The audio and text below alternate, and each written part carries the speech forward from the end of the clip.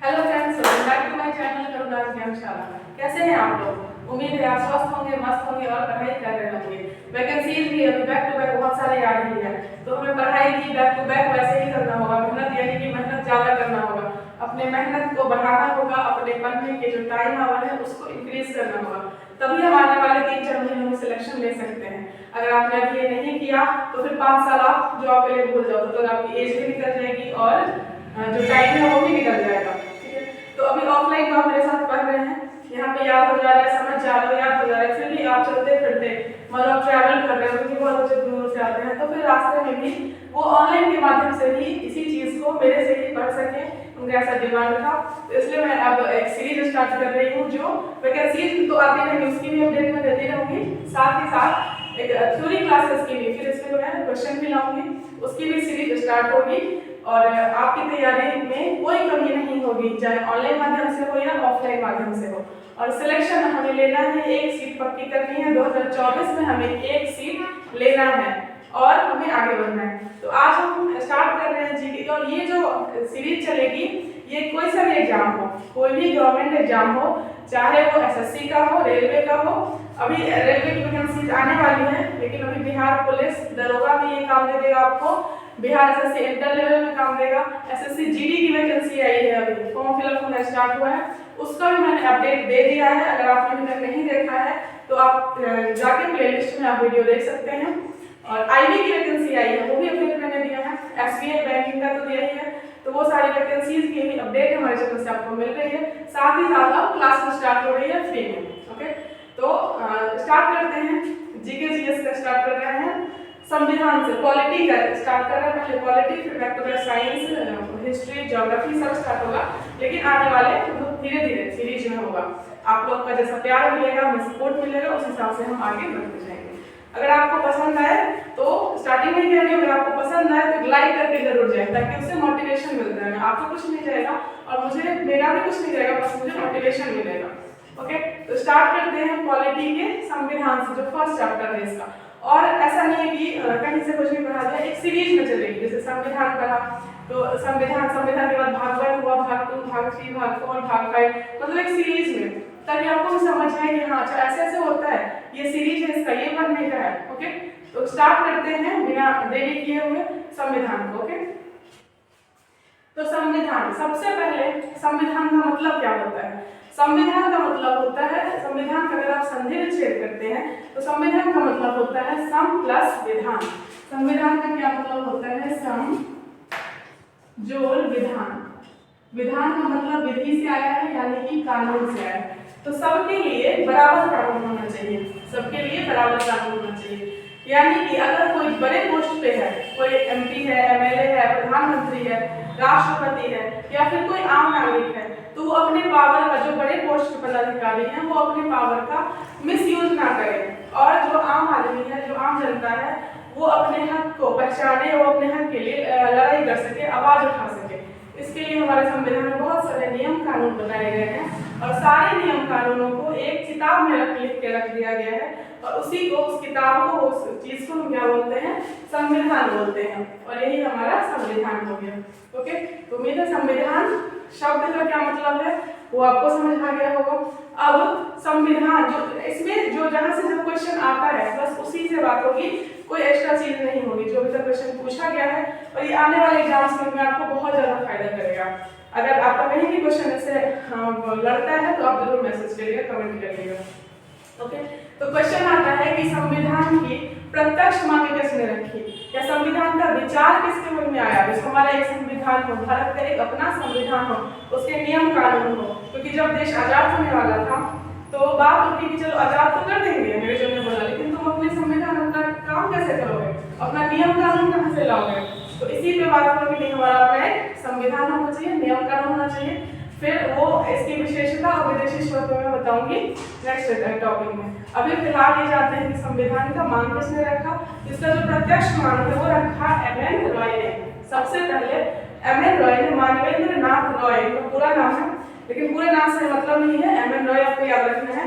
1934 ईस्वी में इन्हें संविधान के लिए, हमारा एक संविधान हो, उसकी मांग रखी थी। उसके बाद क्वेश्चन आता है कि संविधान सभा के लिए मांग तो रख दिया, लेकिन अब संविधान सभा हमारा संविधान होगा तो उसका गठन कैसे किया जाए। तो गठन कैसे किया जाए, उसकी एक समिति बनेगी। कोई भी चीज होता है तो उसमें 2-4 लोग मिलकर काम करते हैं। अगर हमारे फैमिली में ही कोई बात होती है, कोई प्रॉब्लम होता है या कोई भी बात होती है, कोई डिसीजन लेना होता है, तो अकेले कोई इंसान नहीं लेता, 2-4 लोग बैठ के मिलके फिर उसका डिसीजन लेते हैं, सोचते हैं, फिर वो आगे का एग्जीक्यूट होता है प्लान। तो ये तो हमारे देश का संविधान था। सारे नियम कानून लिखने थे, सारे नियम कानून आने वाले इतने सारे सबके लिए, सारे इंसान के लिए, सारी पीढ़ियों के लिए था जरूरी कि कैसे होगा, कौन किस पोस्ट पे है तो उसके पास कितनी पावर होगी, उसकी क्या लिमिटेशन होगी, वो कितना यूज कर पाएगा, उसके ऊपर कौन होगा, उसके नीचे कौन होगा, उसको क्या मतलब हर एक चीज का ध्यान रखना था। तो ये एक इंसान की बात की बस की तो बात की नहीं, तो इसके लिए बहुत सारी समितियां बनी, बहुत सारी नहीं, टोटल 17 समितियां बनी। ये भी क्वेश्चन पूछा हुआ है कि हमारे संविधान सभा के गठन के लिए कुल कितनी समितियां बनी, तो आंसर होता है 17। तो सबसे पहले संविधान सभा के गठन के लिए एक कमेटी आई थी बनके, वो भारत आई थी, इंडिया आई थी। ये बहुत ज्यादा पूछा हुआ है। तो संविधान सभा के गठन के लिए जो आई थी, सबसे पहले आया था कैबिनेट मिशन, भारत आया था। तो क्वेश्चन ऐसा था कि संविधान सभा के गठन के लिए कौन सा कमेटी आई थी। ऑप्शन दे देगा आपको, क्रिप्स मिशन, कैबिनेट मिशन, ये सब तो कैबिनेट मिशन होगा। आपको क्रिप्स और कैबिनेट में कंफ्यूज नहीं होना है। ये है कैबिनेट मिशन, भारत आया था। सॉरी, अब कैबिनेट मिशन भारत कब आया था, तो 24 मार्च 1946 को भारत आया था। संविधान सभा के गठन के लिए कैबिनेट मिशन 24 मार्च 1946 को भारत आया था। इसमें 3 सदस्य थे, पैट्रिक लॉरेंस, नाम से आप याद रख सकते हो, स्टैनफोर्ड क्रिप्स, एबी अलेक्जेंडर और पैट्रिक लॉरेंस। क्रिप्स को हम स्टैनफोर्ड क्रिप्स का ए ले लो, अलेक्जेंडर का ए ले लो और लॉरेंस का एल ले लो, तो ये हो गया काल। तो आप याद रखने के लिए रख सकते हो कि संविधान सभा के गठन के लिए कैबिनेट मिशन भारत आया था और उसमें जो सदस्य थे वो काल थे, काल बन के आए थे। ओके, इसमें ये ब्रिटेन से आया था। सारे तीनों ये भी क्वेश्चन पूछा हुआ कि भारत के थे या कहाँ के थे, तो इसमें से आपको नाम से ही देख के लग रहा हो कि कोई भी इंडिया का नहीं था, सब ब्रिटेन से आए थे। और इसका जो अध्यक्ष था वो पैट्रिक लॉरेंस था। कैबिनेट मिशन का अध्यक्ष कौन था, पैट्रिक लॉरेंस था। अब फिर इलेक्शन हुआ, चुनाव हुआ, रिजल्ट आया, मुस्लिम लीग को 73 सीट मिली, कांग्रेस को 208 मिली, ये सारी चीजें होती रही। फिर संविधान सभा के जहाँ से जो इम्पोर्टेंट जो क्वेश्चन आता है ना, हम उतना ही कवर करेंगे क्योंकि हमारा टाइम बहुत इंपॉर्टेंट है। आप लोग का नेट भी जाएगा तो जहाँ से क्वेश्चन आता है आपको क्वेश्चन एक भी नहीं छूटेगा, इतनी मेरी गारंटी है। तो संविधान सभा की अब बैठक स्टार्ट हुई, मीटिंग होनी स्टार्ट हुई। तो क्वेश्चन आता है कि इसकी पहली बैठक कब हुई, तो पहली बैठक जो हुई वो 9 दिसंबर 1946 को हुई। ठीक है, कब हुई, 9 दिसंबर 1946 को। और पहली मीटिंग से 2-3 क्वेश्चन आते हैं। पहला तो आता है कि इसमें अस्थायी सदस्य अध्यक्ष कौन थे। तो देखो पहली बार जब कुछ भी होता है तो जो सबसे बुजुर्ग व्यक्ति होते हैं, जो सबसे ओल्ड होते हैं, उनको हम थोड़ा सा कोई पोस्ट दे देते हैं ताकि थोड़ा खुश हो जाए वो। तो वही बात है, उस टाइम सच्चिदानंद सिन्हा जो थे वो सबसे बुजुर्ग व्यक्ति थे, तो इनको अस्थायी अध्यक्ष बना दिया गया। लेकिन इस बात का मुस्लिम लीग ने बहिष्कार किया और एक देशी रियासत था हैदराबाद जो इसमें शामिल नहीं हुआ था। मतलब संविधान सभा की पहली बैठक में वो शामिल नहीं हुआ था और संविधान सभा की पहली बैठक का बहिष्कार किसने किया, तो मुस्लिम लीग ने किया।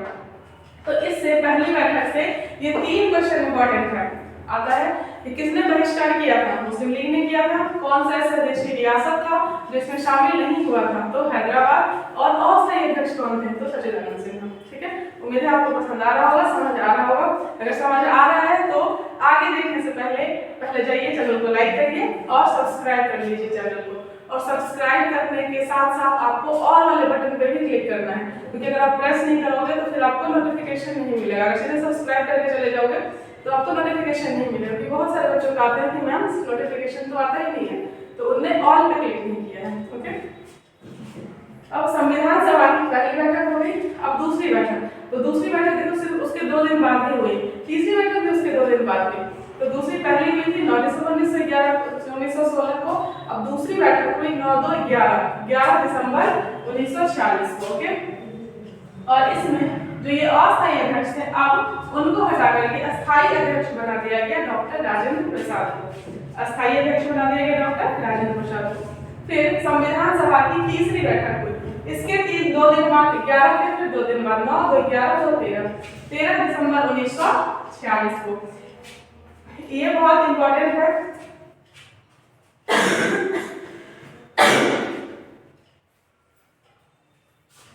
संविधान सभा की तीसरी बैठक जो हुई वो 13 दिसंबर 1946 को।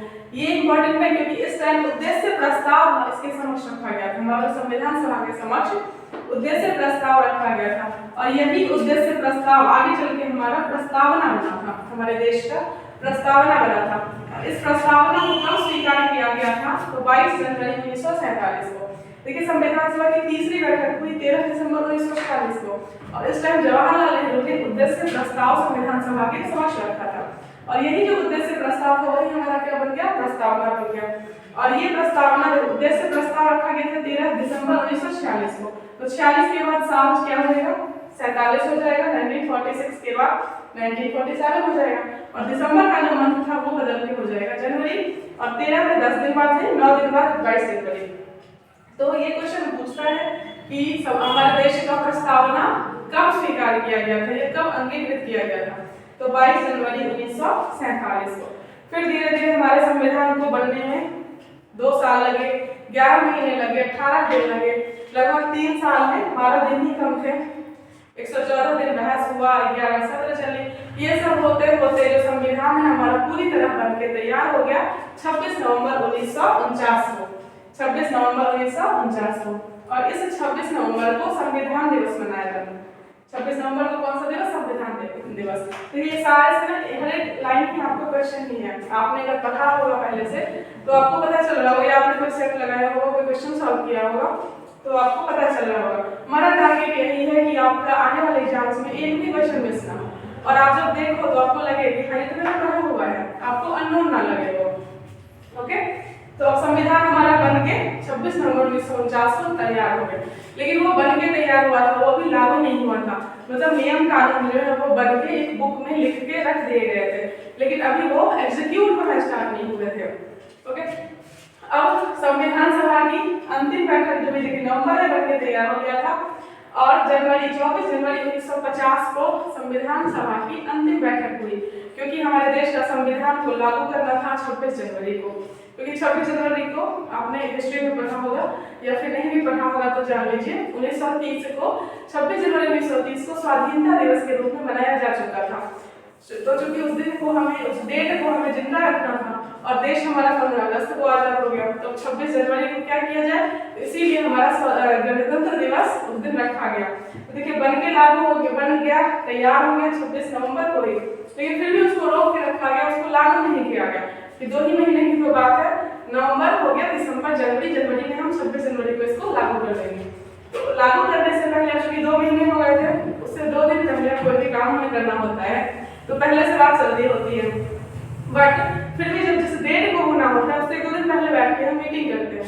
तो वही चीज हुआ से 26 जनवरी 1950 को हमारा संविधान लागू करना था, उस दिन हमारे देश का गणतंत्र लागू करना था। तो उससे 2 दिन पहले 24 जनवरी 1950 को क्या हुआ, संविधान सभा के लिए अंतिम बैठक की गई। तो क्वेश्चन ये भी आता है कि संविधान सभा की अंतिम बैठक कब हुई? तो आपको याद रखने की जरूरत नहीं है, 26 जनवरी 1950 को लागू हो गया था, उससे 2 दिन पहले 24 जनवरी 1950 को क्या हुआ, अंतिम बैठक की गई। और इस दिन अंतिम बैठक के दिन ही 2 चीजें हुई थी, और एक तो हमारा राष्ट्रगान अपनाया गया था और दूसरा राष्ट्रगीत अपनाया गया था। राष्ट्रगान क्या है और राष्ट्रगीत क्या है? तो राष्ट्रगान हमारा जन गण मन है जो रविंद्रनाथ टैगोर ने लिखा है और राष्ट्रगीत जो हमारा है वो वंदे मातरम है जो बंकिम चंद्र चटर्जी ने लिखा है। और बंकिम चटर्जी ने वंदे मातरम लिखा है। और कुछ ये भी आता है कि वंदे मातरम जो है वो किस बुक से लिया गया है, किस किताब से लिया गया है, तो वो आनंद मठ से लिया गया है। राष्ट्रगीत हमारा क्या है, वंदे मातरम। और ये वंदे मातरम जो लिया गया है ये आनंद मठ किताब से लिया गया है।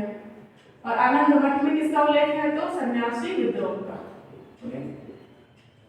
क्वेश्चन ये भी आता है कि वंदे मातरम पहली बार कब गाया गया था, 1896 के कलकत्ता अधिवेशन में गाया गया था। इसकी अध्यक्षता रहमतुल्लाह सयानी ने की थी। और राष्ट्रगान है जनगण वो 1911 में गाया था, वो भी कलकत्ता अधिवेशन में गाया गया था, लेकिन उसकी अध्यक्षता पंडित विश्वनारायण दत्त ने की थी। तो हमारा संविधान क्या हुआ, लागू हो गया। 26 जनवरी 1950 को लागू हो गया। लागू होने के बाद 26 जनवरी का डेट था, उस डेट को गणतंत्र दिवस मनाया गया। अब आप संविधान दिवस और गणतंत्र दिवस में कंफ्यूज नहीं होंगे। संविधान दिवस 26 नवंबर को है, जो जिस दिन हमारा संविधान बनके तैयार हो गया था, क्योंकि गणतंत्र दिवस जिस दिन हमारा संविधान संविधान जिस दिन लागू हुआ उस दिन राष्ट्रीय चिन्ह अपनाया गया, और राष्ट्रीय चिन्ह क्या है हमारा? अशोक स्तंभ है। अशोक स्तंभ के नीचे एक वाक्य लिखा हुआ है, वो वाक्य क्या है? तो सत्यमेव जयते। और सत्यमेव जयते बता दूं आपको कि वो हमारा राष्ट्रीय वाक्य है। ओके, और संविधान को बनाने में कुल, जैसे मैंने पहले ही बता दिया था कि कुल 17 समितियां बनी है। ये भी क्वेश्चन पूछा हुआ है आपका। अब हमारा संविधान बन के तैयार हो गया, सारे नियम कानून बन गए। अब अगर हम अपने हक के लिए क्या कर सकते थे? कोर्ट में जा सकते थे, पुलिस स्टेशन जा सकते थे, अपने हक के लिए बोल सकते थे। सारा संविधान हमारा बन के पूरी तरह तैयार हो गया और लागू भी हो गया। अगर संविधान बन के लागू हो गया तो हमारा जो मूल संविधान बना था, तो मूल संविधान में मूल अनुच्छेद 395 थे। अभी तो ये बन के 470 प्लस हो गया है। अनुच्छेद की संख्या जो अभी 470 प्लस हो गई है। स्टार्टिंग में भाग 22 भाग में लिखा गया था इसको, अभी ये 25 भाग हो चुका है। 8 अनुसूची थी, अभी 12 अनुसूची हो चुकी है। तो उम्मीद है आपको ये हमारा संविधान का एक पूरा पैकेज है। इसमें आपको प्रारूप समिति आगे इसकी जो समितियां हैं वो थोड़े बहुत अलग है, इसके विदेशी स्रोत विशेषता। अगर आपको पसंद आया हो तो आप कमेंट बॉक्स में कमेंट करिए, तो ये सीरीज कंटिन्यू होगा और आपको आने वाले एग्जाम्स में बहुत फायदा होगा। आप पहले पूरा पढ़ लीजिए, यहाँ से फिर आप संविधान का कोई सा भी क्वेश्चन प्रीवियस ईयर को उठा के देखना। अगर आपका सॉल्व नहीं होगा तो आप बताना। ओके, तो उम्मीद है आप पढ़ते रहिए और मुस्कुराते रहिए, हेल्दी रहिए। सबसे मेन बात है स्वस्थ रहिए, तभी आप पढ़ाई अच्छे से करोगे। और आने वाला जो 3-4 महीना है बहुत इंपॉर्टेंट है। अगर पसंद आई हो तो लाइक करना जरूर करें, लाइक करना ना भूलें। Okay, thank you.